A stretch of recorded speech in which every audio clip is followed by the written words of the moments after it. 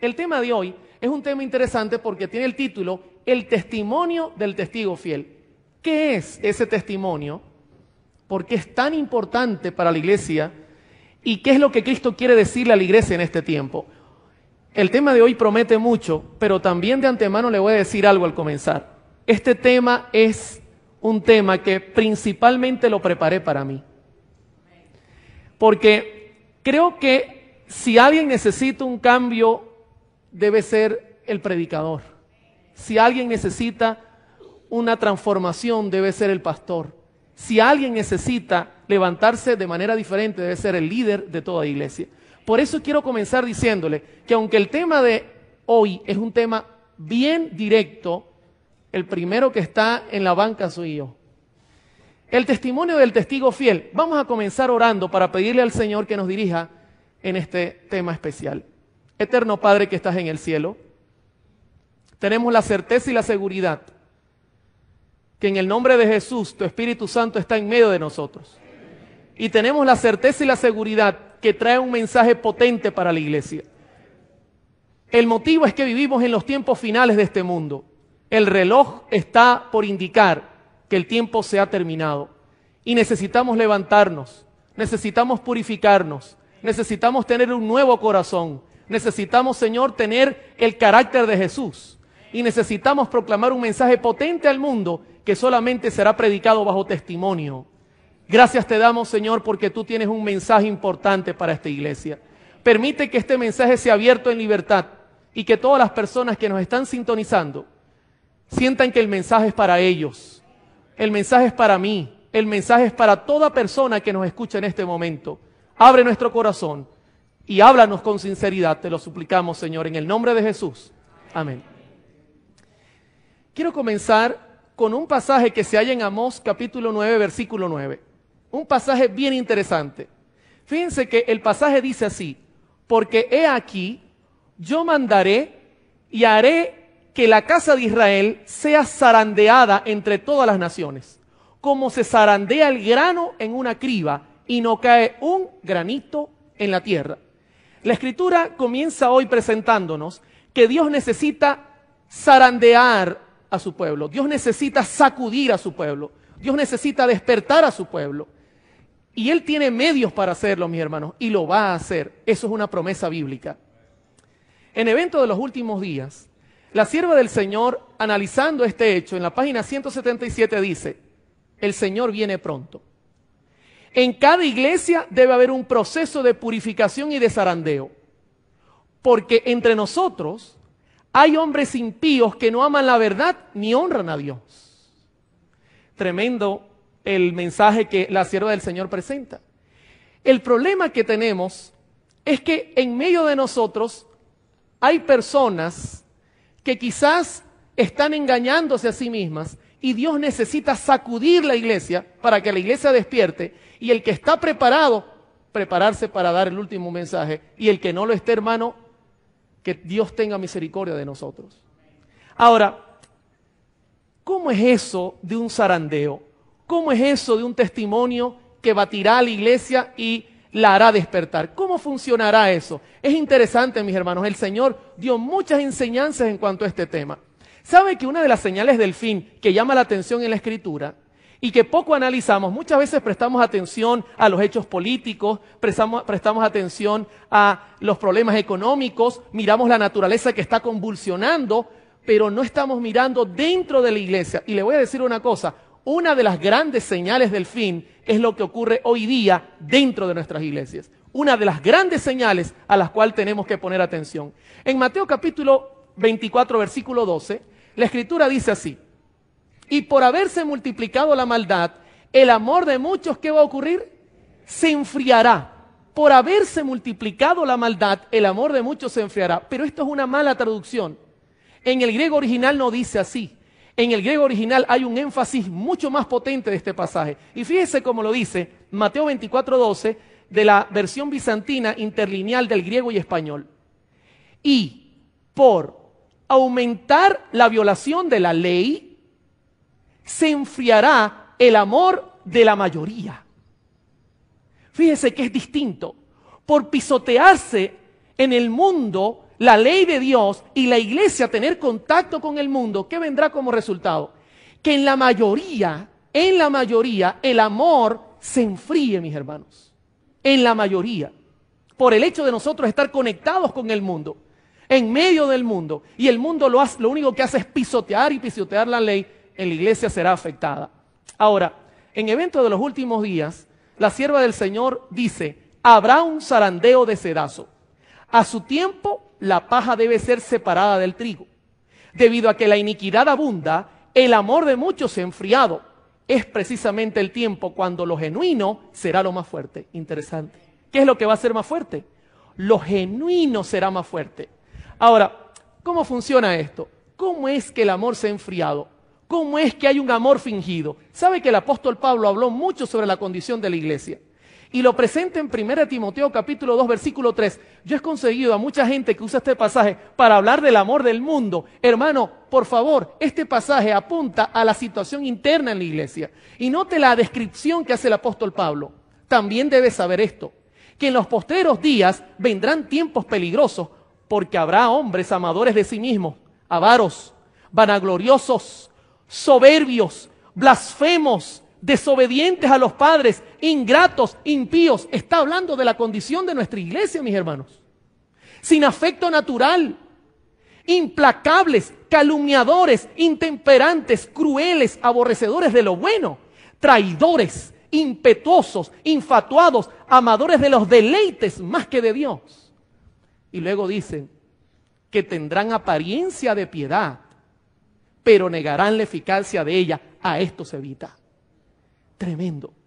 Es una tremenda reprensión de parte del apóstol Pablo. Aparentarán piedad, pero por dentro, en realidad, están viviendo toda la lista que acabamos de nombrar. ¿Sabe que la sierva del Señor, hablando sobre este mismo pasaje, y me gusta siempre hacer un paralelo en su contexto, en Hijos e Hijas de Dios, página 294, dice, uno de los pecados que constituyen una de las señales de los últimos días, note, es que los cristianos profesos son amadores de los placeres más que de Dios. Tratad sinceramente con vuestras propias almas. Investigad cuidadosamente cuán pocos después de un examen fiel pueden levantar la vista al cielo y decir, no soy amador de los placeres más que de Dios. Cuán pocos pueden decir, estoy muerto para el mundo. Mi vida está escondida con Cristo en Dios. Y cuando aquel que es mi vida aparezca, yo también apareceré en él, con él en gloria. Tremendo. Fíjese cómo va en concierto con la misma situación que aplica el apóstol Pablo. Pero Pablo hace una contraposición a la actitud de algunos que representan la mayoría, que tienen una vida falsa, un amor fingido, aparentan ser cristianos y no son, y hacen una contraposición con los que son sinceros. Y yo quiero que note la contraposición, 2 Timoteo 3, 10 y 12. Pero tú has seguido mi doctrina. Note la diferencia. ¿Qué ha hecho el verdadero cristiano? Se permanece en la doctrina. Permanece fiel, mis hermanos. Conducta, propósito, fe, longanimidad, amor, paciencia. Y también todos los que quieren vivir piadosamente en Cristo Jesús, ¿qué van a padecer? Hermano, el que quiera llevar una vida distinta a lo que Pablo presenta como el pecado grande que envuelve hoy día a la iglesia, ¿sabe qué va a pasar con ellos? Es un fanático. Es sensacionalista. Sus mensajes todo el tiempo están apelando y diciendo que las cosas están mal. Esa persona hay que tener cuidado con ella. Y recibirán persecución. Porque, hermano, si persiguieron a Jesús, que era nuestro maestro, Jesús dice, os perseguirán a vosotros también. En Hijos e Hijas de Dios, la hermana White dice en la página 294, hay un lado de la línea, o a un lado de la línea, se encuentra el seguidor de Jesucristo, que se niega a sí mismo. Al otro, los complacientes amadores del mundo, preocupándose de la moda, transigiendo con la frivolidad y alimentándose de los placeres prohibidos. El cristiano no puede cruzar esa línea, no hay lugar allí para él. ¿Nota la contraposición, las dos caras de la moneda? Lo triste de todo esto, mis hermanos, es que hay una gran mayoría que está viviendo una vida fingida hoy día dentro de la iglesia. Y quiero decir algo, con todo el respeto lo voy a decir, muchos de nosotros como líderes pertenecemos a esa gran mayoría. ¿Sabe que el Señor Jesucristo dio muchas enseñanzas y muchas parábolas que son actuales para el 2012? Una de ellas que siempre me ha llamado la atención es la parábola del sembrador.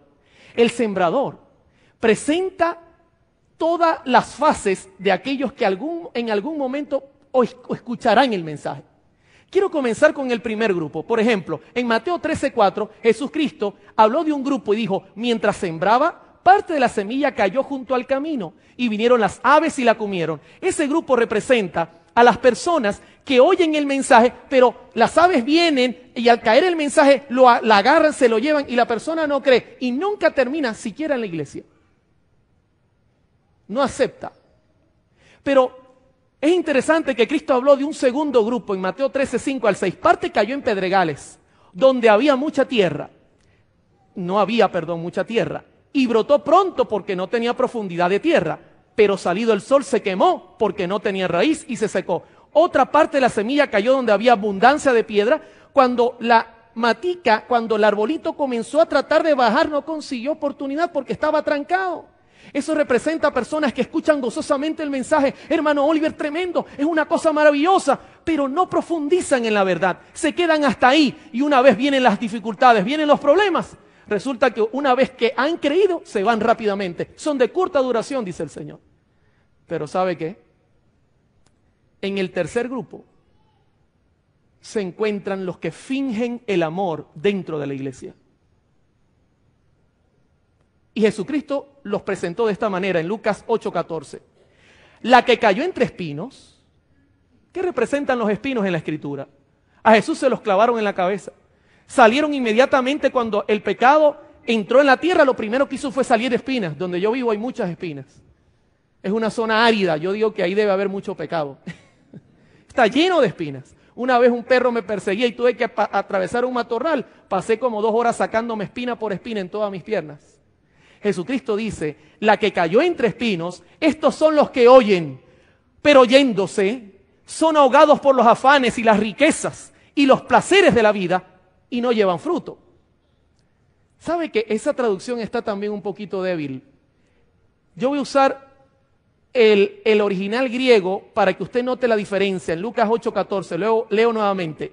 La que cayó entre espinos, estos son los que oyen, pero oyéndose. Es muy suave esa traducción.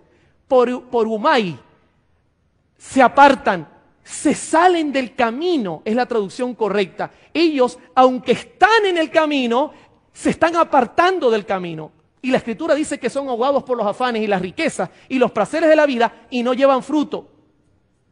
Hay una traducción que me gusta mucho, que es la traducción Lenguaje Actual 2002, dice: las semillas que cayeron entre espinos representan a los que oyen el mensaje, pero no dejan que el mensaje cambie sus vidas, pues viven preocupados por tener más dinero y por divertirse, dice. Hermano, el tercer grupo no se va de la iglesia. El tercer grupo está en la iglesia. El problema de él es que no lleva fruto. Están fingiendo que están en la presencia de Dios. Es una vida fingida. ¿Por qué no llevan fruto? En el Hogar Cristiano, página 474, la sierva del Señor dice: el deseo de excitación y agradable entretenimiento es una tentación y una trampa para el pueblo de Dios y especialmente para los jóvenes. Jóvenes que me están sintonizando a esta hora, que me están mirando en cámara.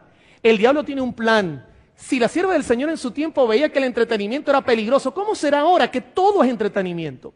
Todo gira alrededor del entretenimiento. Los celulares entretienen, las computadoras entretienen, el cine entretiene, el televisor, todo entretiene. Satanás está preparando constantemente seducciones que distraigan las mentes de la obra solemne de preparación para las escenas que están a punto de sobrevenir. Por medio de los agentes humanos, mantiene una excitación continua para inducir a los incautos a participar en los placeres mundanales. Hay espectáculos, conferencias y una variedad infinita de entretenimientos calculados para inducirlos a amar al mundo, y esta unión con el mundo debilita la fe. El otro día me decía una joven: ¿qué tiene de malo que yo vaya para una fiesta? ¿Sabes qué es lo que tiene de malo? Que poco a poco el diablo te está llevando a que tú no ames las cosas santas. Eso es lo que tiene de malo. Que poco a poco tu fe se está debilitando. Eso es lo que tiene de malo. Lo que tiene de malo es que tú estás perteneciendo al grupo que las espinas están ahogando y no estás llevando fruto. Eso es lo que tiene de malo. Pero hay un grupo que es la minoría, al cual Jesús llama la buena tierra. ¿Sabe que en Mateo 13:8 dice, pero parte cayó en buena tierra y dio fruto, cual a 100, cual a 60 y cual a 30 por uno?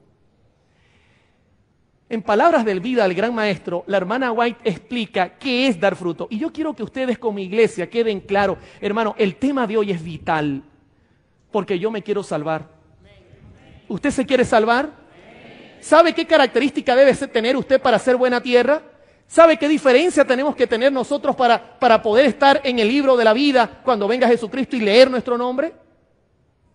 Es clara la diferencia. Mire cómo la sierva del Señor magistralmente la presenta. Palabras de Vida del gran maestro, página 38. El corazón bueno y recto, mencionado en la parábola, no es un corazón sin pecado. Yo soy un pecador, mis hermanos. Pues se predica el evangelio a los perdidos. Cristo dijo, no he venido a llamar a los justos, sino a los pecadores. Tiene corazón recto el que se rinde a la convicción del Espíritu Santo. Bendito sea el nombre de Dios. Tiene el corazón recto aquel cuya mente recibe la impresión del Espíritu Santo y la persona dice, yo necesito a Jesucristo. Yo necesito un cambio. Confiesa su pecado y siente su necesidad de la misericordia y el amor de Dios. Tiene el deseo sincero de conocer la verdad, no para llenarse la boca, hermano, no para ser un gran predicador, para obedecerla. Dice, el corazón bueno es el que cree y tiene fe en la palabra de Dios. ¿Se da cuenta la diferencia? Enorme diferencia. Lo único que Dios requiere de usted es que usted sea sincero y se humille. Eso es lo que Dios necesita. En Palabras de Vida, el gran maestro, página 39 y 40, la sierva del Señor dice, el conocimiento de la verdad depende no tanto de la fuerza intelectual como de la pureza de propósito. Imagínese usted. Yo no necesito ser un erudito, yo lo que necesito es tener un propósito noble, y el propósito noble es yo me quiero salvar. Dice, la sencillez de una fe ferviente y confiada, sus resultados se verán en una vida y un carácter semejante a los de Cristo. Gloria sea el nombre del Señor. Pero la Escritura no solo presenta esa parábola del sembrador. Le pregunto, ¿hasta aquí cómo vamos? ¿Está notando el cuadro que se nos está armando? ¿Está notando que en la iglesia hay cuántos grupos? ¿Cuántos grupos? 2. El del camino nunca creyó. El de Pedregales, como no profundizó, se fue. El de Espino está entre nosotros. No da fruto, simplemente se sienta y si no le gusta lo que se presenta, se va. Y el de buena tierra es el que está dando fruto y es la minoría. Ahora, Jesucristo presentó otra parábola, que es el trigo y la cizaña. Allí el Señor Jesucristo nos está llevando ya en el filtro a pensar solamente en 2 grupos. En Mateo 13:24, refirió la parábola diciendo, el reino de los cielos es semejante a un hombre que sembró una buena semilla en su campo. Pero mientras dormían los hombres, representa a la iglesia, vino su enemigo y sembró cizaña entre el trigo y se fue. Y cuando salió la hierba y dio fruto, entonces apareció también la cizaña. Y dice en Dios nos cuida, página 94, la sierva del Señor haciendo el paralelo, ¿no tiene Dios una iglesia viva? Tiene una iglesia, pero es la iglesia militante. Y note ahora con lo que agrega, no la iglesia triunfante. 2 grupos. Nos sentimos apenados de que haya miembros defectuosos. Mientras el Señor trae dentro de su iglesia a los que están verdaderamente convertidos, al mismo tiempo Satanás trae a personas que no están convertidas. Mientras Cristo siembra la buena semilla, Satanás siembra la cizaña. Hay 2 influencias opuestas que obran continuamente en los miembros de la iglesia. Hermano, escúcheme, esto es una advertencia para usted que es miembro de iglesia. Una influencia obra para purificar la iglesia. Hermano, esto es palabra de un profeta, no es palabra de Oliver.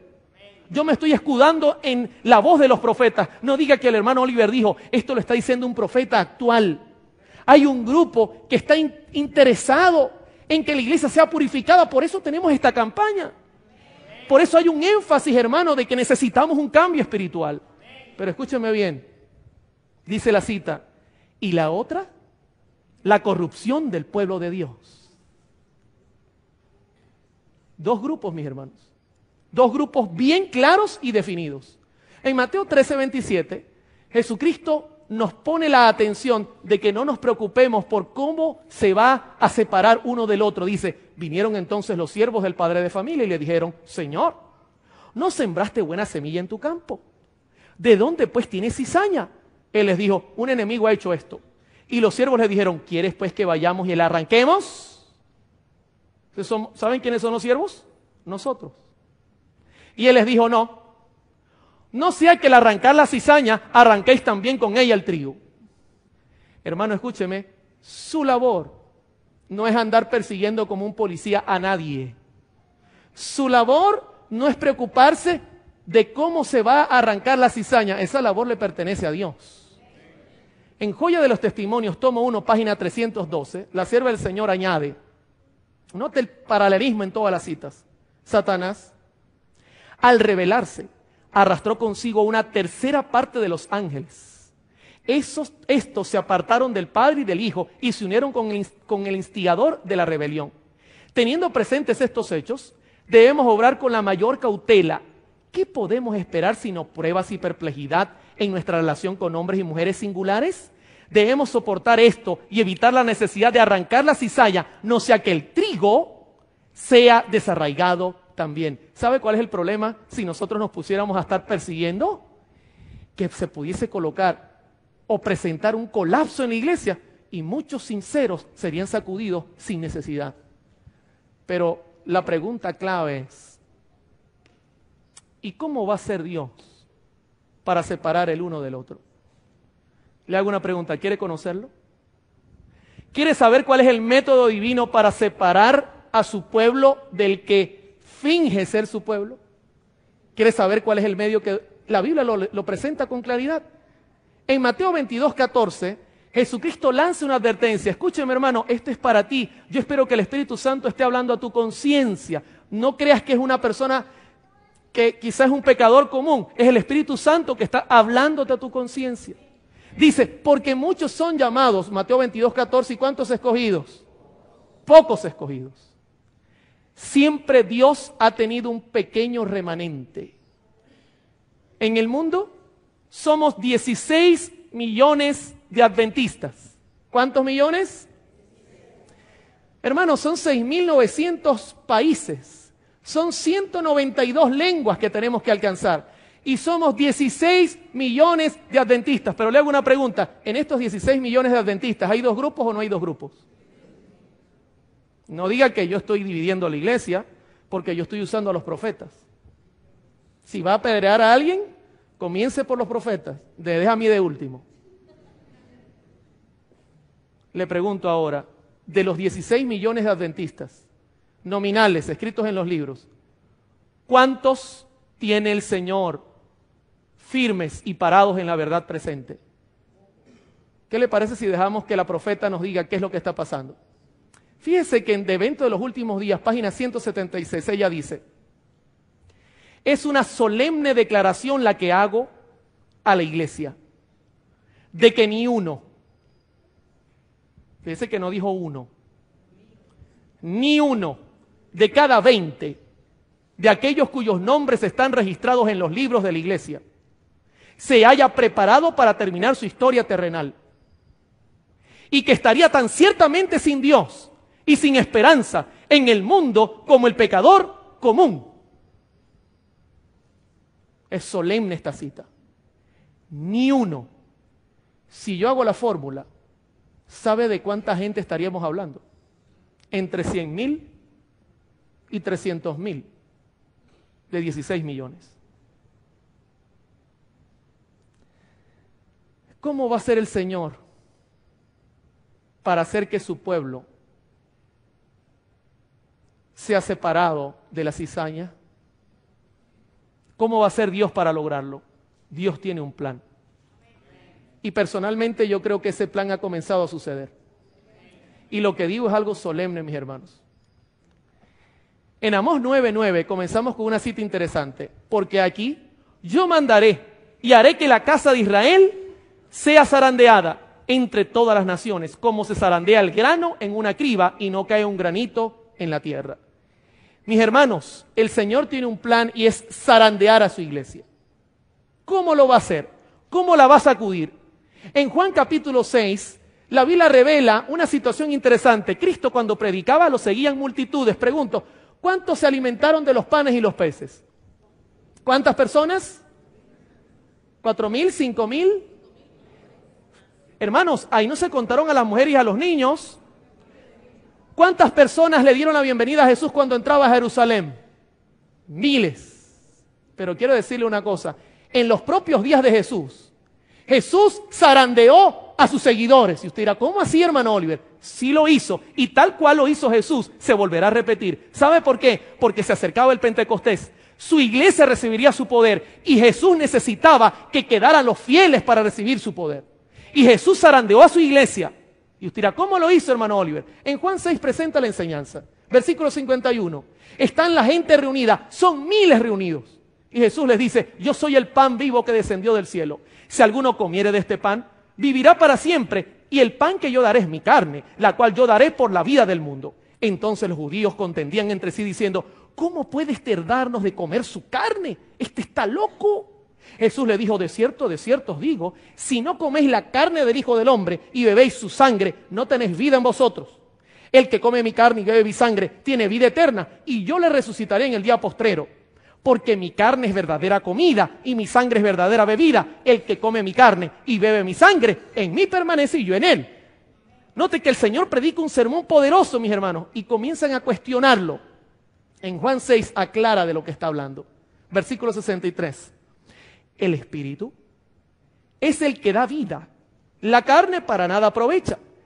Ahora noten, las palabras que yo os he hablado son espíritu. ¿Sabe con qué el Señor estaba zarandeando? Con su palabra. Estaba exigiendo cumplimiento de sus enseñanzas. Estaba exigiendo que la gente actuara conforme a lo que él predicaba. Y en Juan 6:66 dice, desde entonces, muchos de sus discípulos volvieron atrás. Esto suena como en la parábola del sembrador, ¿verdad? Se comenzaron a desviar del camino. Y ya no andaban con él. Dijo entonces Jesús a los 12, ¿queréis acaso iros también vosotros? Y noten la respuesta maravillosa de Pedro. Pedro a veces respondía locuras, pero esta vez la pegó. Señor, ¿a quién iremos? Tú tienes palabras de vida eterna. ¿Con qué estaba zarandeando? ¿Con qué comenzó Jesús a hacer división entre sus seguidores? Con la palabra de Dios. Con presentarles la verdad cruda y decir, si ustedes no viven y no permanecen en eso, ustedes no van a seguir conmigo. Fíjense que en Evento de los Últimos Días, página 177, la hermana White presenta este mismo principio. Estamos en el tiempo del zarandeo, en el tiempo en que todo lo que puede ser sacudido, será sacudido. El Señor no disculpará a los que conocen la verdad y no obedecen a sus órdenes en palabras y acciones. ¿Está notando? El zarandeo comenzará con el testimonio del testigo fiel, mis hermanos. Comenzará poniendo a su iglesia en la balanza para saber quién vive la verdad y quién finge vivir la verdad. En Joya de los Testimonios, tomo 1, página 180. La sierva del Señor dice, pregunté, ¿cuál era el significado del zarandeo que yo había visto? Y se me mostró que lo motivaría el directo testimonio que exige el consejo del testigo fiel a la iglesia de la Odisea. Tendrá este consejo efecto en el corazón de quien lo reciba y le inducirá a rebajar la norma. ¿A qué cosa? Ensalzar la norma y expresar claramente ¿qué cosa? La verdad. Hermano, ya se acabó de sacar pañitos suaves. Hermano, usted está bien. Usted no. Necesitamos proclamar la verdad como es, directa. Pero fíjese lo que habrá de contraposición. Algunos no soportarán este testimonio directo, dice ella. sino que se levantarán contra él. ¿Cuántos grupos hay aquí? 2. Uno está dispuesto a ensalzar la verdad, uno está dispuesto a vivir la verdad, pero ¿qué pasará? Se cumple Timoteo, los que quieran vivir piadosamente van a ser perseguidos. Y dice, esto es lo que causará un zarandeo en el pueblo de Dios. ¿Sabe que cuando Cristo presentó este tema, habló de la iglesia de la Odisea? La iglesia de la Odisea tiene símbolos que son interesantes. En primer lugar, al hablar de la Odisea, Cristo, al presentar, nota, el testimonio del testigo fiel tiene que ver con el mensaje de la Odisea. Fue establecida en el 261 a.C. y 245 a.C. por el rey Antíoco II. El nombre de la Odisea significa juicio del pueblo o pueblo juzgado. Interesante. Y estamos en el proceso del juicio. Era una ciudad muy próspera económicamente, tanto que tuvo un tremendo terremoto. Roma ofreció ayuda y dijeron, no hace falta, tenemos cómo solventar el problema. Se sentía totalmente cómoda, rica, era famosa por sus cascadas de agua tibia y salobre. El agua tenía un mal gusto porque era agua mineral, por su tibieza producía náuseas. También confeccionaban un tipo de lana negra, especialmente el color negro, se recordaba mucho en la Odisea. Esto es interesante, mis hermanos, los símbolos se aplican totalmente a nuestro tiempo. Cerca de la Odisea existía también una fábrica de colirio que se usaba para los ojos. En Apocalipsis 3:14 está el corazón del tema de hoy. Está el testimonio del testigo fiel. Y note las palabras de Jesús. Y escribe al ángel de la iglesia en la Odisea. He aquí, el amén, el testigo fiel y verdadero, el principio de la creación de Dios dice esto. Yo conozco tus obras, que ni eres ni frío ni caliente. Ojalá fueres frío o caliente, pero por cuanto eres tibio y no frío ni caliente, te vomitaré de mi boca. Note, aquí Jesucristo habló de 3 grupos. Los fríos no les interesa nada. Están los calientes que están de cabeza metidos en la obra, pidiendo santificación y purificación y trabajando y dando fruto 100%, pero están los tibios. El tibio está parado en el medio, mis hermanos. El tibio se siente bien en el mundo, pero a veces un poquito incómodo, y se siente bien en la iglesia en su condición. Él en realidad no se siente ni bien de un lado ni bien del otro. Él está en el medio. Oye, no hay cosa peor. Yo digo a la gente, a los jóvenes, ¿sabes qué es horrible? Estar en el mundo y no sentirte del mundo. Y estar en la iglesia y no sentirte de la iglesia. Entonces, ¿qué te estás pasando? Hermano, decídete. En el comentario oblicuo dentista, en la página 777 dice, ¿por qué es preferible una condición de frialdad a una de tibieza? Las siguientes palabras proyectan luz al respecto. Al Señor le agradaría que los tibios que creen que son religiosos nunca hubieran mencionado su nombre. Son una carga continua para los que anhelan ser fieles seguidores de Jesús, pero al mismo tiempo son una piedra de tropiezo para los incrédulos. O sea, ni permiten que los que están adentro que den fruto como Dios manda, ni permiten que los que están afuera se convenzan. Están molestando ambos grupos. Ese es el tibio. En 2 de Pedro 3:11 está la contraparte. Puesto que todas estas cosas han de ser desechas, ¿cómo no debéis vosotros de andar en santa y piadosa manera de vivir? Hermano, estamos en los tiempos finales y la gente no se da cuenta y vive en tibieza, una tibieza total. En Joya de los Testimonios, tomo 1, página 477, la sierva del Señor dice, el mensaje de la Odisea se aplica a los hijos de Dios que profesan creer en la verdad presente. La mayoría de ellos son tibios, note cómo sigue la misma línea, y solo profesan la verdad, tienen el nombre de cristianos, pero nada de celo. Dios indicó que quería en el corazón de la obra hombres que corrigiesen el estado de las cosas que existe allí y permaneciesen como fieles centinelas en su puesto de deber. Les ha dado luz con respecto a todo punto para instruirlos, estimularlos y confirmarlos según lo que requería el caso. Dios nos ha dado suficiente capacidad, Dios nos ha dado todo, pero lamentablemente la mayoría está en tibieza. Ahora, la Odisea tiene una característica que me llama la atención, pastores y hermanos que me acompañan. ¿Sabe qué me llama la atención de la Odisea? Apocalipsis 3:17 habla de cómo se cree ella. ¿Por qué?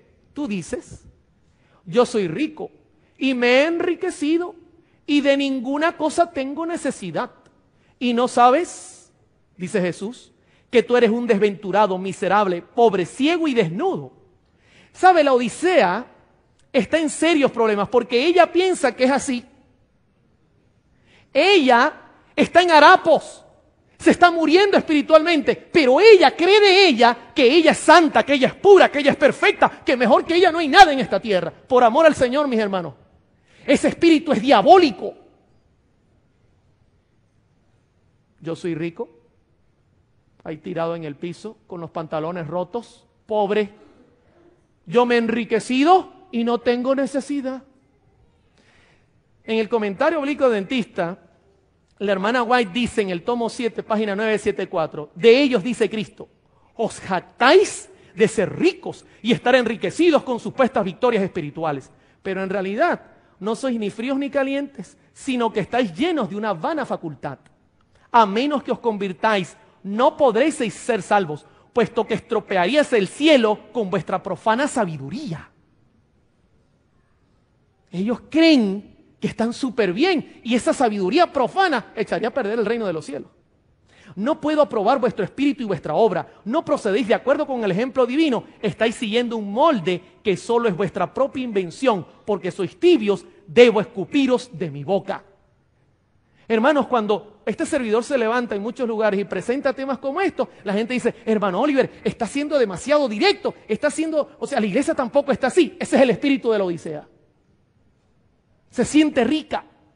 En Apocalipsis 3, Jesucristo les dice, yo soy rico, me he enriquecido, no tengo necesidad. Noten, así se siente la iglesia. Siente que todo está perfecto, que está ganando miles de almas, que el mundo va a ser prontamente predicado, pero hay una situación interna que se está carcomiendo a la iglesia y lo triste es que no nos damos cuenta de la gravedad del asunto. Se siente rica, pero sabe una cosa interesante, todo esto se cae delante del testimonio de Cristo. Esta es la verdadera condición. La iglesia es desventurada. La iglesia actualmente tiene una condición miserable. La iglesia actualmente se siente pobre. La iglesia actualmente debe sentir que está ciega, debe sentirse desnuda. Y cualquiera diría, hermano Oliver, pero usted está diciendo cosas duras. La iglesia no está así. Ese es el sentimiento de la iglesia, del testigo fiel. Cree que lo tiene todo y no tiene nada. ¿Sabe qué es lo triste de todo este asunto? Y aquí voy a la gravedad. Este es el punto más grave. Y usted dirá, hermano Oliver, oye, el tema de hoy es bien duro. Recuerden que comencé diciendo que es para mí, que yo soy el primero. En el comentario bíblico dentista, en la página 778 dice, el que no sabe y no sabe que no sabe, casi no tiene esperanza. Esa es la situación de la Odisea. El que no sabe y no sabe que no sabe, no tiene esperanza. El problema de la Odisea es que ella no sabe, pero ella no sabe que no sabe. Déjeme decirle en español. Profesores de música, el otro día estaba grabando, tenía un cantante delante de mí y en un punto específico desafinaba. Tomé el piano, le hice la escala que estaba haciendo y le dije, aquí estás desafinando. Y me dice él, yo no me siento desafinado. Vuelvo a grabar. Puse a grabar, volvió a desafinar, se lo puse. Y dice, yo lo escucho bien. Está desafinado, hermano. Esa nota está fuera de lugar, pero yo la escucho bien. ¿Cómo yo podía corregir el problema? Si él no sabe dónde está el problema, así está la Odisea. La Odisea no sabe que no sabe. La peor situación es que la Odisea se cree bien, se cree rica, pero no sabe que está muy mal, que necesita urgentemente un levantamiento espiritual dentro de ella. La ignorancia de su verdadera condición que caracteriza a los cristianos de la Odisea es un agudo contraste con el certero conocimiento que Cristo tiene de la verdadera condición de sus iglesias. Ella no sabe que no sabe, pero Jesucristo le dice, yo conozco tus obras. Interesante. El Señor conoce mucho más de nosotros que nosotros mismos a nosotros. En esta situación aparece Cristo como un comerciante. y trae cosas preciosas para la iglesia. En Apocalipsis 3 dice, por tanto, yo te aconsejo que de mí compres oro refinado en fuego para que seas rico, vestiduras blancas para vestirte, y que no se descubra la vergüenza de tu desnudez, y unge tus ojos con colirio para que veas. ¿Sabe qué es interesante? El oro refinado en la Escritura, que son símbolos bíblicos, representa, según Santiago 2:5, hermanos míos, oíd, ¿no ha elegido Dios a los pobres de este mundo para que sean ricos en fe y herederos del reino que ha prometido a los que le aman? En Gálatas 5:6, porque en Cristo Jesús ni la circuncisión vale algo, ni la incircuncisión, sino la fe que obra por el amor. En Job 16:10, mas el que conoce mi camino me probará, él conoce mi camino, me probará y saldré como oro. El testigo fiel trae parte de la solución y es que la iglesia se acerque y compre fe y amor de Jesucristo, quien es el único que lo puede vender. Hermano, tenemos que acercarnos a Jesús. El llamado es ser humilde, reconocer nuestra condición, no creernos supercristianos. Hermano, la situación es seria, tenemos que acercarnos a Jesús y comprar la fe que ofrece. Note que en Joya de los Testimonios dice ella, tomo 1, página 478, la fe y el amor son el oro puro. O las verdaderas riquezas que el testigo fiel les aconseja a los tibios que compren. Porque por ricos que seamos en los tesoros terrenales, toda nuestra riqueza no nos habilita para comprar los preciosos remedios que curan esa enfermedad del alma que se llama tibieza. El oro probado en el fuego que se recomienda aquí es la fe y el amor. Enriquece el corazón porque se ha refinado hasta su máxima pureza y cuanto más se lo prueba, tanto más resplandece. Hermano, nosotros necesitamos acercarnos a la Escritura. Necesitamos estudiar la Biblia.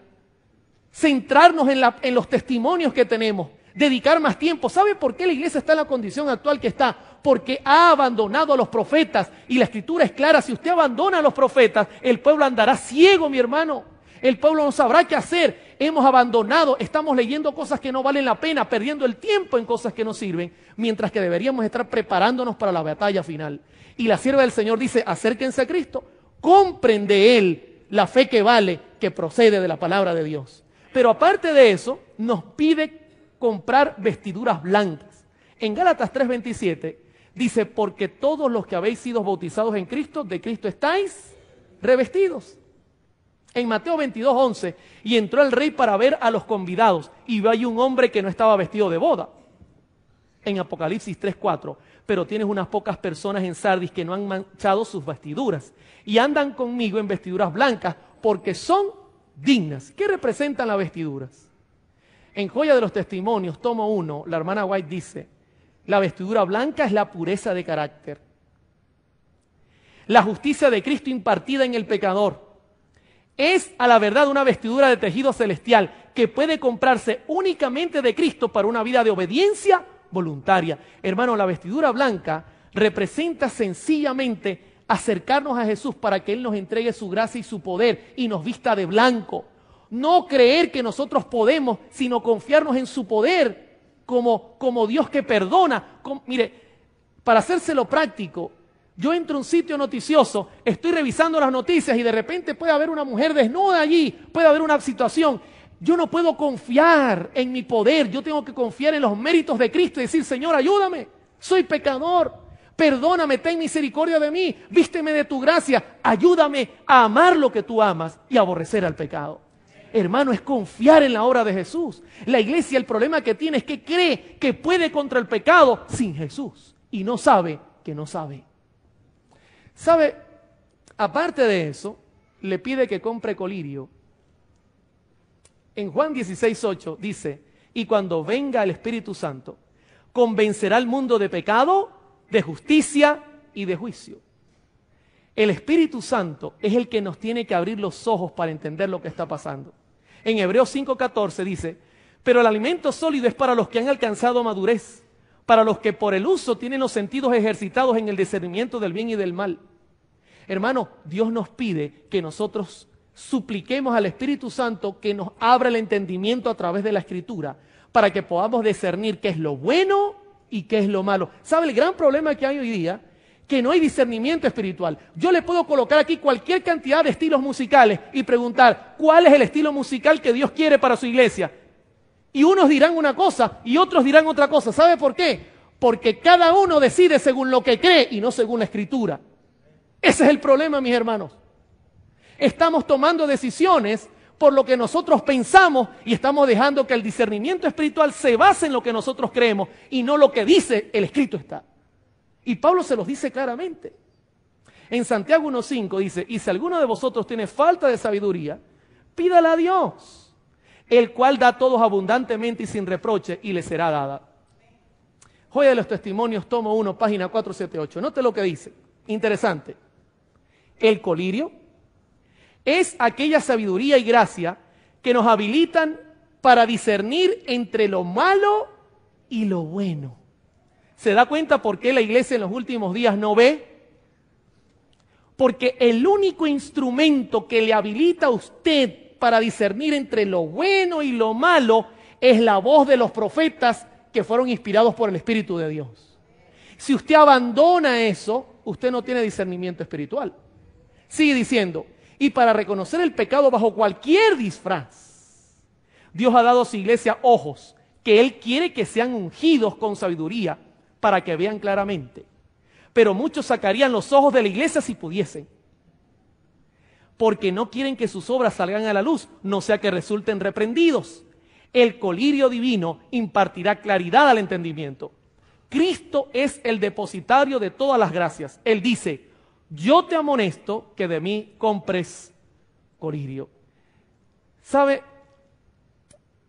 Cuando el testimonio del testigo fiel penetre en la iglesia y la iglesia entienda su condición, que es la que acabamos de presentar, van a ser en el corazón de nosotros un sentir de humillarnos delante de Dios y decir, necesitamos ser diferentes. Necesitamos un reavivamiento y una reforma total. Si no, no vamos a recibir el cambio en nuestro corazón. Y si con todo y esto, Dios separa a su pueblo, porque a través de este medio, yo no quiero que olviden pastores, músicos, hermanos que están acá, el medio que va a usar Dios para separar uno del otro es la palabra de Dios. Es ensalzar la norma, es levantar la verdad, es preguntar quién está de parte de Jehová y quién no está de parte de Jehová. Una vez que ese extraño proceso se desarrolle, va a venir un segundo proceso. De este tema no les voy a profundizar, solo les voy a dejar una pincelada. ¿Sabes cuál es el segundo proceso? Jesucristo se acercó a sus discípulos. Y ya eran pocos los que quedaban, mis hermanos. Eran muy pocos los que quedaban. Del grupo primero se fue una gran cantidad. Y les dijo en Lucas 22, 31 y 32. Simón, Simón, he aquí Satanás os ha pedido para zarandearos como a trigo. Pero yo he rogado por ti, que tu fe no falte, y tú una vez vuelto confirma a tus hermanos. ¿Qué era lo que vendría? Que zarandaría. No bastaba que el primer grupo había separado.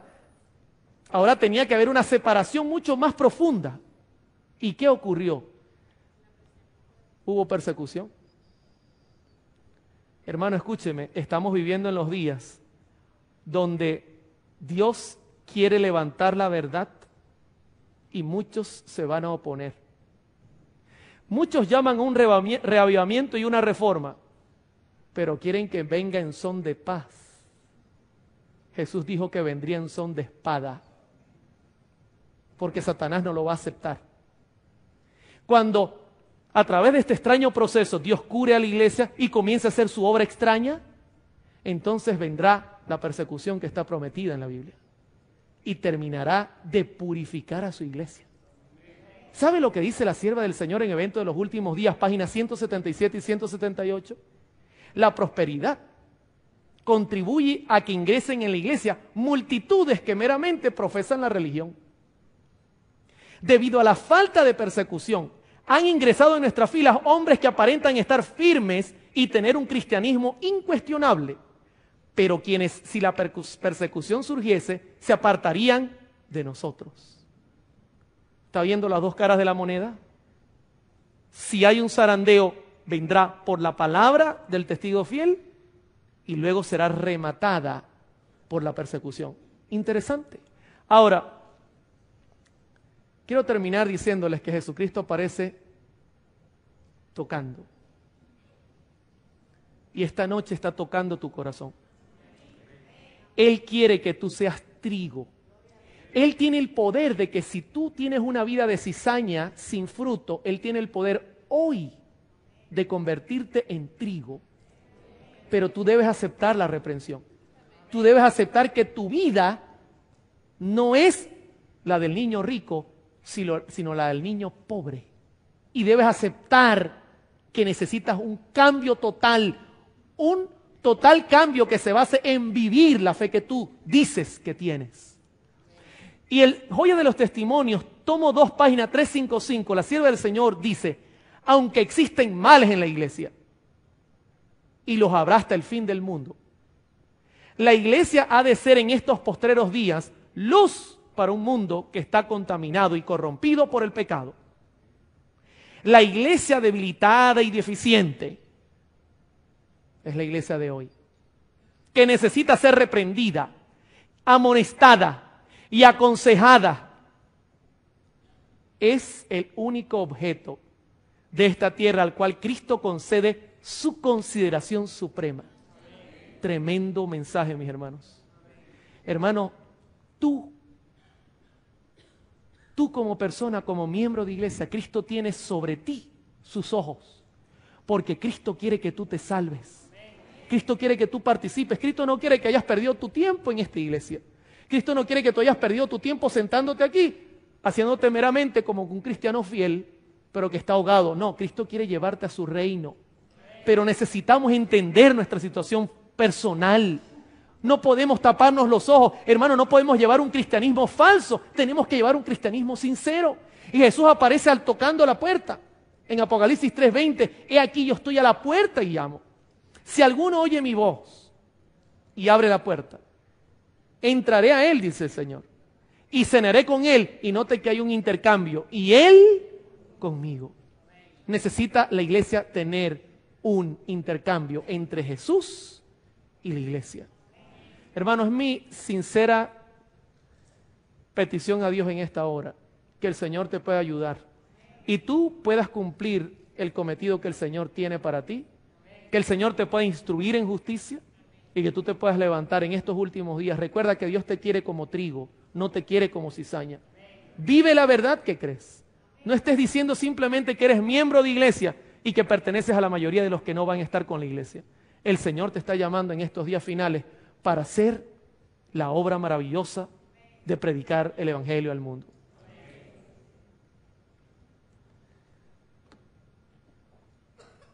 Aunque el tiempo se me acabó.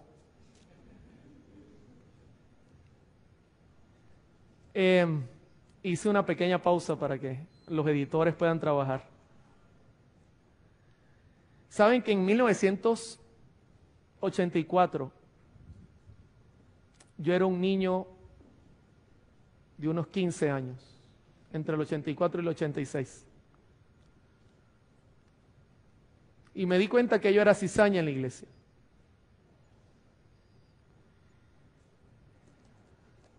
Una vez, no estaban los ancianos de la iglesia, y puse a Black Sabbath en el equipo reproductor de la iglesia.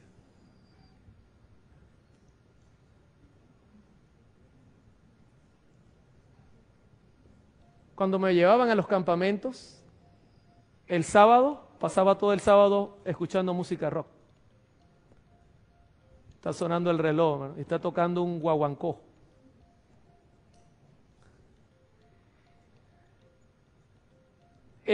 Mientras los pastores hacían un gran intento por ayudarnos, yo estaba metido en el cuarto y ya llevaba mi Walkman, era lo que se usaba en ese tiempo, la tecnología avanzada, el iPad o el iPod de ahora.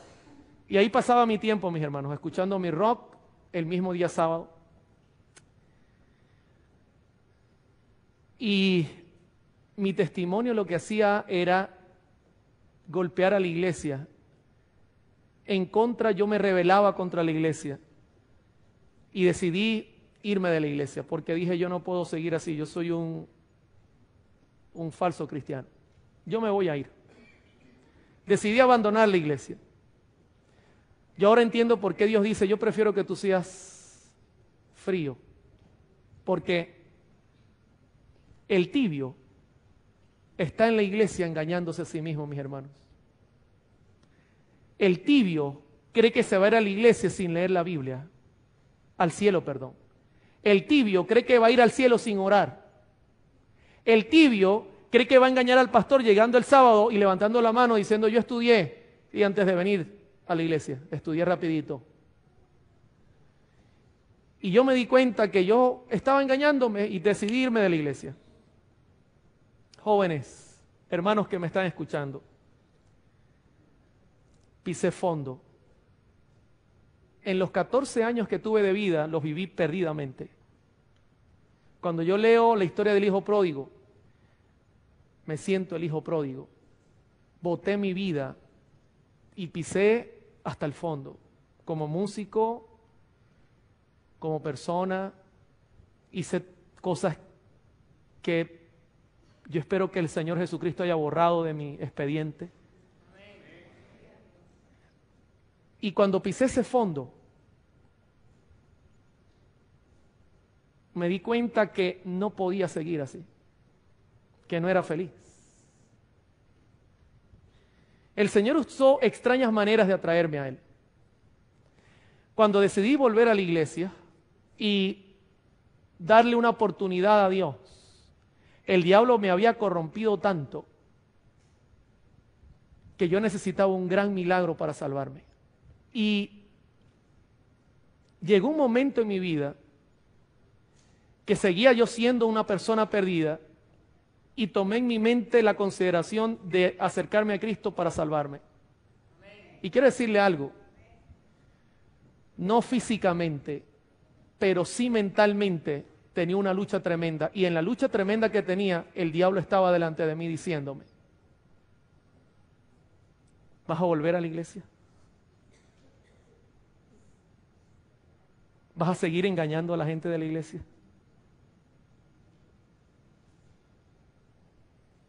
Quédate conmigo. Húndete. No vale la pena lo que vas a hacer, te vas a perder igual. Llega hasta el fondo. Conmigo las mujeres agárralas, los licores agárralos, porque conmigo vas a parar al mismo lugar. No vivas una vida fingida. Aquí conmigo haz lo que te dé la gana. Porque cuando te presenten en el infierno no voy a decir que eres el más buena gente. Pero por el otro lado aparecía Jesucristo, mis hermanos. El diablo me forzaba a hacer cosas que yo no quería hacer. Y yo le digo y le hablo a los jóvenes, Salomón sintió lo mismo que yo. El diablo lo llevó al punto hasta de afeminarse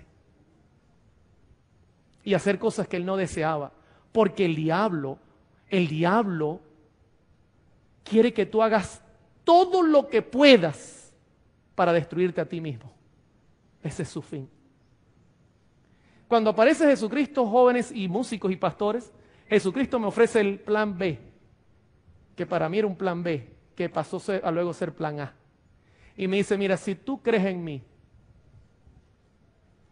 yo no te voy a forzar a hacer nada. El diablo te fuerza, yo no. Yo no te voy a forzar a hacer nada. Yo te voy a dar el poder de vencer. ¿Y cómo lo vas a hacer, Señor? Soy un miserable pecador. Yo sí me daba cuenta de mi situación, yo no estaba como lo dice. Claramente, si crees en mí, te daré el poder. Lo único que tienes que hacer es aceptarme de corazón. Creer que yo soy tu Salvador. Abandonar esa vieja vida. No puedo, Señor. Esa vieja vida me atrae. No te preocupes, yo me encargo de eso. Tu trabajo es pedir. ¿Sabe que Jesucristo le dijo a sus discípulos? Ustedes no han logrado hacer nada porque no han pedido. Hermano, en medio de esa encrucijada de mi vida, tomé la decisión de seguir a Jesucristo. Pero escúcheme, eso sí, yo dije, si yo sigo a Jesucristo, yo no voy a ser un cristiano mediocre en la iglesia. No, Señor. Yo no voy a andar de hipócrita sentado en la banca perdiendo mi tiempo. Para que igual el diablo reclame mi vida, mis hermanos, por amor al Señor. El diablo está reclamando la vida de muchos adventistas del séptimo día porque dicen que son de Él. Por amor al Señor, hermano, despiértese. Ese es el problema grande de la Odisea. La Odisea cree que está sentada en el cielo y está sentada en el mismo infierno. Ese es el problema que tiene. El diablo nos reclama porque él dice, sus obras no son dignas, sus obras son de pecadores inmundos como los del mundo. Y tú dices que son tuyos. Pero cuando uno le habla a la iglesia, pareciera que la iglesia no se da cuenta. Hermano, cuando yo volví a la iglesia, le dije al Señor, si yo vuelvo, yo quiero luchar para salvarme. Y le voy a decir una cosa, todo lo que me pide el Señor, yo lo voy a hacer. Eso sí tiene que estar escrito en su palabra, mis hermanos. Yo he visto la reprensión del testigo fiel últimamente en mi vida. Por ejemplo, cuando mi madre padeció de cáncer, yo no era vegetariano. Cuando mi madre padeció de cáncer, me arrodillé y le reclamé a Dios, y Dios me reclamó a mí. ¿De qué me hablas? Si te he dado mandamientos y no los vives, ¿con qué cara tú me vas a decir que yo soy el culpable de lo que está pasando? Y sabe una cosa, reconocí que hay tanta sabiduría y que yo la estaba botando por tierra. Y le dije, Señor, yo no puedo. Tú puedes ayudarme. Hermanos, cuando hice el cambio de alimentación, que me costó mucho hacerlo, como resultado, el colirio comenzó a fluir en mis ojos. Y comencé a mirar dentro de mí escoria del pecado. Comencé a darme cuenta que la música que yo usaba no era buena. ¿Sabe por qué? Porque comenzaron cambios. ¿Y sabe cómo lo logró el Señor? Con fuego. Con fuego. Por eso el testigo fiel usa el fuego. Y el fuego son las pruebas. Yo tuve que enterrar a mi madre y pasar por pruebas terribles para aceptar mi condición. Y comencé a darme cuenta de mis errores, de mis pecados, siendo miembro de iglesia. Y yo le digo una cosa a los músicos, yo soy sincero, yo era sincero, pero estaba engañado porque no quería escuchar la reprensión del testigo fiel. Hermano, comenzaron a haber cambios en mi vida. Y yo era sincero de corazón. La iglesia necesita vivir esos cambios. Comencé a vivir el evangelio como se debe vivir, haciendo un gran esfuerzo, pidiendo al Señor que me ayudara. Y sigo padeciendo pruebas, porque el Señor necesita pulirme como el fuego. La última prueba que pasé fue viajando de Caracas a mi ciudad donde vivo en Punto Fijo.